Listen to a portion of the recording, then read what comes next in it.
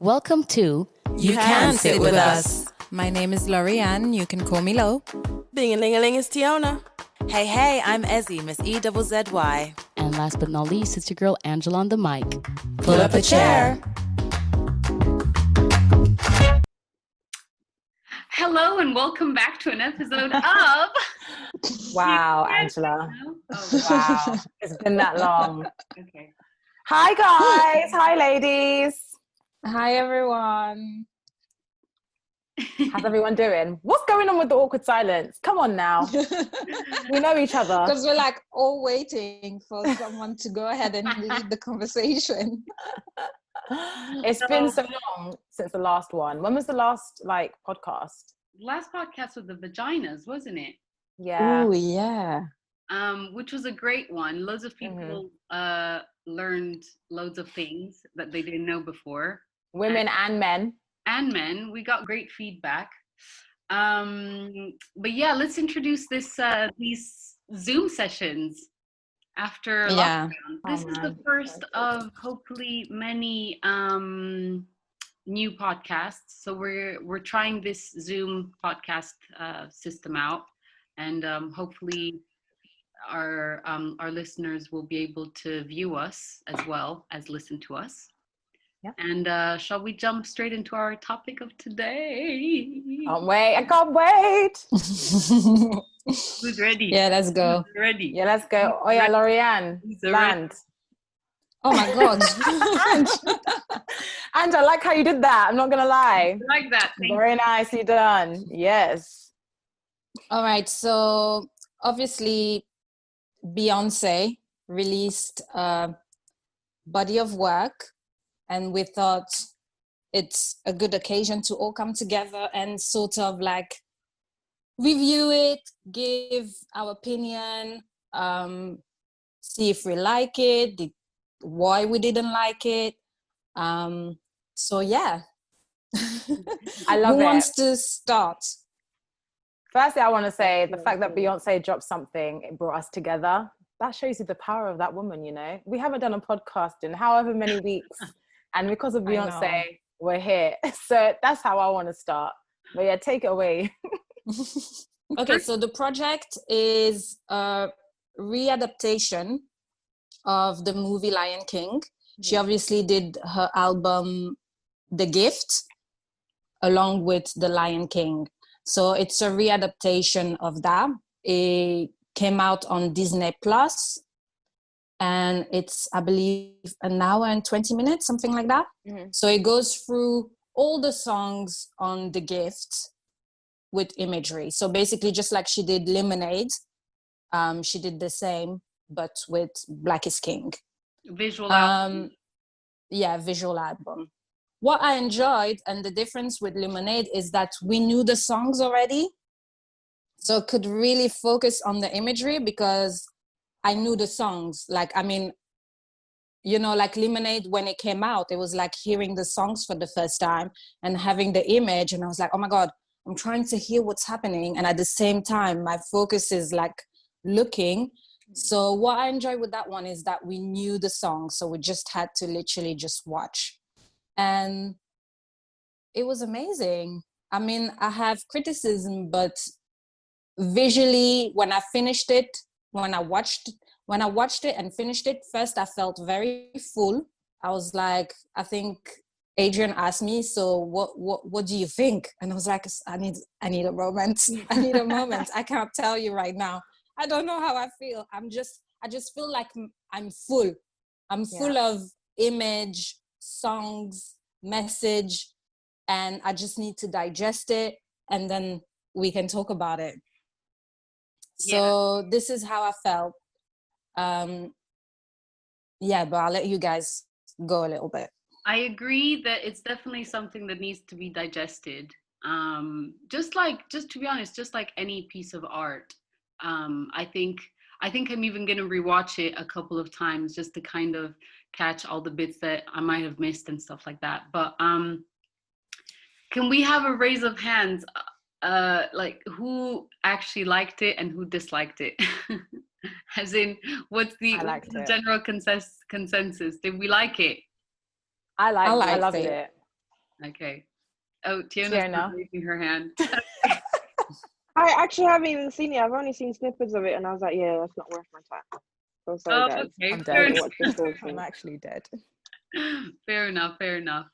No, I definitely enjoyed it. I think visually it's a great body of work. Sonically, I mean, The Gift, the album, I didn't find anything too innovative with it. I mean, it's Afrobeats, and it was great, but you know, it's nothing. I didn't find it anything like revolutionary. But visually, it's definitely quite epic in the sense that there's so much going on with fashion. There's so much going on with like symbolism. Yeah, it's just a lot to take in, and I agree with Lo that it needs to be digested. I think Yeah, go on. Sorry. on the visual side of things, yeah, I wanted to touch on that because I've got my notes. So visually, right, I think it's quite interesting with Beyonce because for me, I've always been a strong Beyonce fan, like growing up as a teenager. But then like as an adult, I've been flip-flopping because sometimes Beyonce does too much and sometimes it's like she's an auntie on the gram, like she's just, do you know what I mean? Like stay in your lane a little bit. But with this one, I was just like, okay, do you know what, Beyonce, you've won me over again. In terms of the visuals, I find it very interesting that I see a lot of Solange in what she does now. So I would be interested to know, like, do they have the same creative director? Is she inspired by her sister? Is her sister directing things? Like, what's going on there? Because a lot of the visuals now have come after Solange landed with her sort of things with like a seat at the table and all of those kinds of visuals. So I think the growth of Beyonce has, like, Solange has a lot to do with that. And I think, you know, that needs to be respected as well. I totally How agree. does that makes you feel like, because I remember back in the day it was always, I mean, I don't know if Solange feel anything, but it just now, like, you know, it was always, oh, Solange is just the shadow of Beyonce. Like, I mean, sorry, I wasn't checking for her. And I was like, when I was looking at her, I was always thinking like, there is something where I feel like she's not being herself until Solange literally came out, changed her aesthetic and, or maybe not changed, but involved in a way. And now when you look at Beyonce, you feel that impact of Solange behind it. Like the attitude and the imagery and the way she presents her work, you can feel that Solange is somehow behind it. I mean, I don't know, but Solange's visuals, like the whole colors and big widescreen shots and like still, it's almost like photography, isn't it? Like still imagery. I think that a lot of artists are tapping into that, obviously including Beyonce. I don't know if she was one of the first people that launched it or that made it popular, but I think not only Beyonce has started tapping into that, but like loads of other artists. It's like the trending thing now. I mean, even Kanye West, his thing is all about stills and neutral colors and all of that, isn't it, as well? That's true. Did you guys, could you follow a storyline? I feel like I followed it at the start and then it kind of like got lost in the middle and then at the end it made sense again. Yeah, I think, yeah. The Lion King anymore at a certain point. Yeah, I get what you're saying. I think it was obviously loosely around the Lion King. So there were bits where, for instance, with when Burna Boy's track Jara Jara came in and the guy's like having a good time on a night out with like, I felt like maybe that was Simba just being like a young adult having a good time, enjoy like what Simba got up to basically when he ran away before he came back, maybe. What I was a bit confused about though was it felt like they also kind of integrated some of the Prince of Egypt into it, the story of Moses, where Beyonce puts the baby in the basket down the Nile, which I didn't really know how that fit in. I think maybe it was just to show, like, you know, when in the Lion King, when Scar is the king, that there is a drought and that the people aren't being looked after and that things are so bad. So maybe it got so bad that, you know, mothers are now dropping their babies in the Nile, kind of similar to the Prince of Egypt, trying to like give their babies like a chance elsewhere. So I don't know if that was intentional because of course, like the Prince of Egypt is another big Disney production that is centered around Black people more than the other productions that they have. I don't know if that was intentional, but that's the only bit that I really didn't get. I like how you call it the Prince of Egypt. It's the story of Moses from the Bible. I know. But you know the movie, you know the one. I know that the river represents, well, I heard that the river represents that you need guidance. So I don't know, because he's obviously looking to find himself and going down the river, and the river is like symbol for like guiding and finding a path.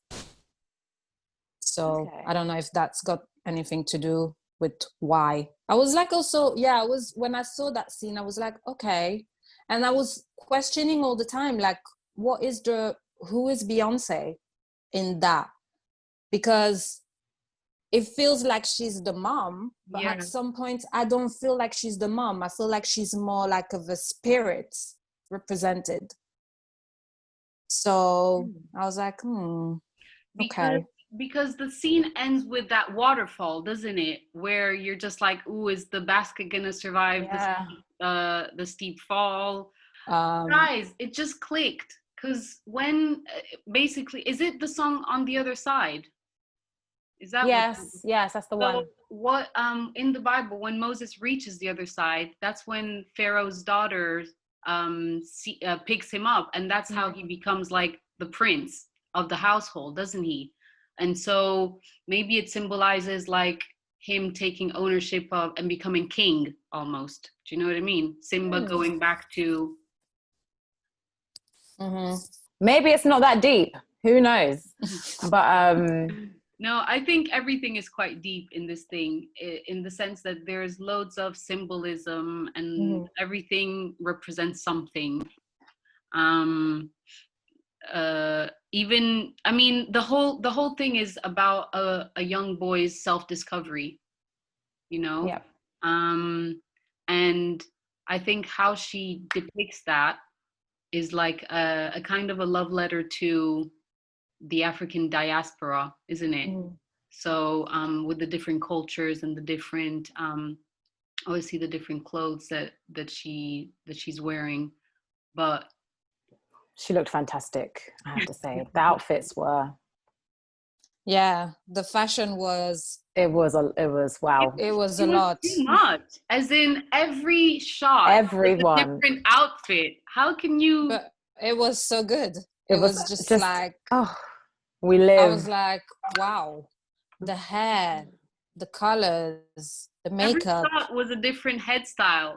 Honestly, every single one. The dance. The budget must have been out of this world, because I mean, you guys know how long it takes to even put braids in your hair. Imagine like a proper full-on hairstyle with braids and stuff. Well, I do feel like a lot of her braids are lace fronts.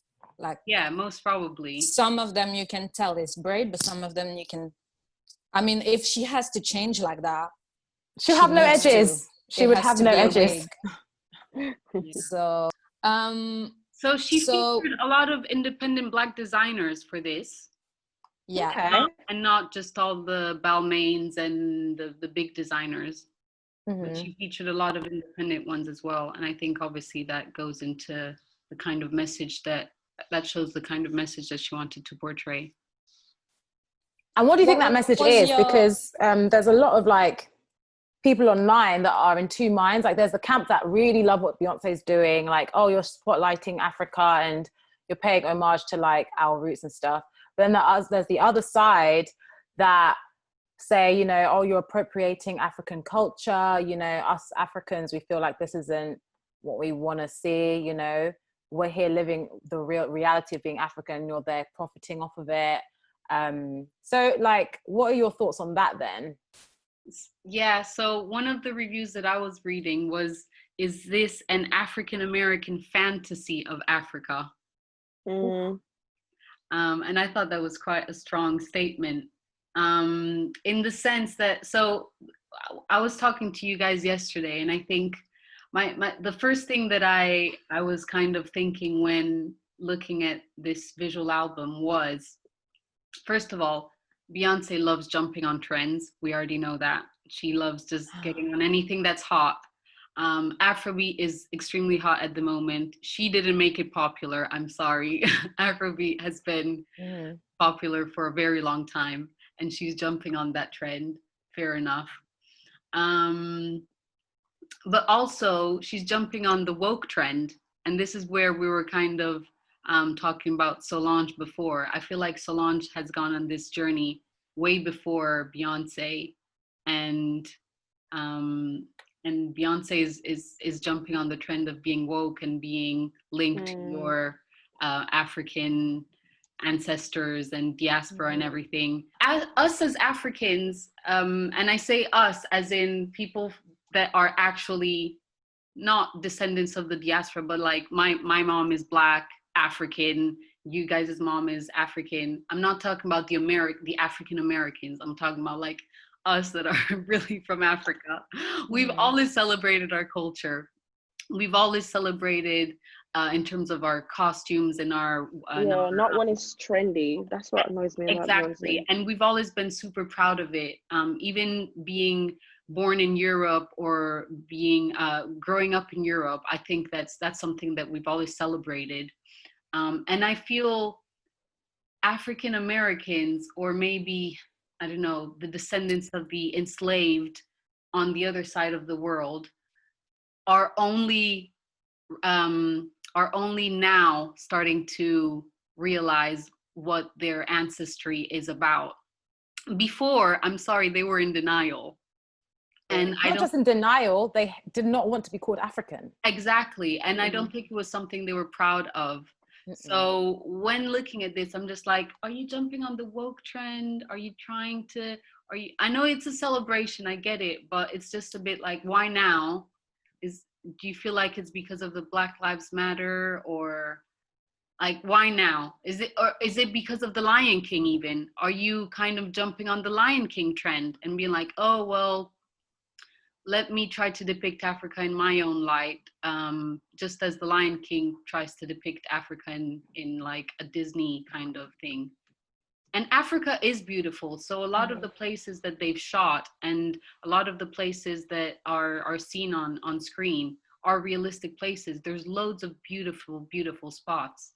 And I think for once, whether it be in The Lion King or whether it be in Black Is King, we're not seeing what the Western world always portrays Africa as poor, with the little child with his flies in his eyes. Do you know what I mean? So I guess in that sense, it's like, okay, something different. A lot of Americans might have never seen this side of Africa or the side of like the African culture. So in that sense, I'm happy. But all I'm asking is, why now? Why not now? Why not now? Like, I get it. People jumping on trends, like that's just the way of life, right? This whole everyone's woke and wants to be African or like know what their roots are and all of that. I guess some people argue it started with like Black Panther, and Black Panther kind of allowed like a medium between being African American and being African, in that they created a fake African country. You know, a lot of African Americans don't know where they're from, so having that sort of fake country within the Black Panther, I guess, allowed some sort of connection with Africa, and maybe that sort of opened the floodgates for things like The Lion King and Beyonce's whole visual album. But I feel like, as much as I hate when people jump on trends, especially Beyonce, sometimes we have to be a little bit more compassionate and a little bit more understanding. Like, yeah, we have this whole cancel culture, or, you know, shut things down when people say things because we don't agree, or like, you shouldn't jump on this wave just because it's trendy now. But we should also allow for more of a growth culture as well. Like someone like Beyonce, for instance, who knows what her thought process was. She wasn't really down for like being African and all of those things before. She was very commercial and very much, you know, kind of pop R&B, right? But she's now what, in her late 30s. She's a human being as well. Do you know what I mean? Like, we're all growing, we're all learning, we're all coming into our own and understanding who we are as human beings. Whether or not we're making money from it is another question. Yeah, Beyonce is like making money out of this sort of trend, but you can also argue, you know, maybe she's learning more about who she is as a person, her identity. Her becoming a mum as well, I'm sure would have shifted her mindset on like the things she wants her children to grow up knowing.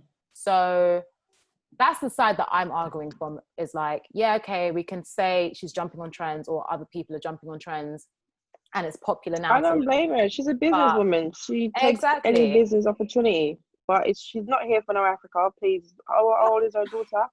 Her daughter's a grown girl. She should have been know that this is your history and I'm not going to be doing it because I'm trying to get these millions out here. And I feel like that's what Beyonce's doing. That's what she's always been about. And I rate her for that. It's good, but it's just like, don't come out here acting like you're all pro-Africa and you're all pro this. I feel like as soon as next 10 years from now, if something else was going to happen, Beyonce would be about that. She just know when to market her thing and how to do it right. That's just it. I feel like she's in a whole category of her own. I mean, business-wise. Just the fact that, you know, it's done off the back of The Lion King. You know what I mean? It's already like we're taking the opportunity because The Lion King is out, because I'm Nala in The Lion King. I'm gonna do a whole album with Afrobeats, and I'm gonna do a whole visual album with. Do you know what I mean? So that's where I agree with Tiona. Like, obviously, there's lots of marketing and business ideas behind it, but don't know. It's great. It's beautiful. Great business idea. Lo, tell us what you think.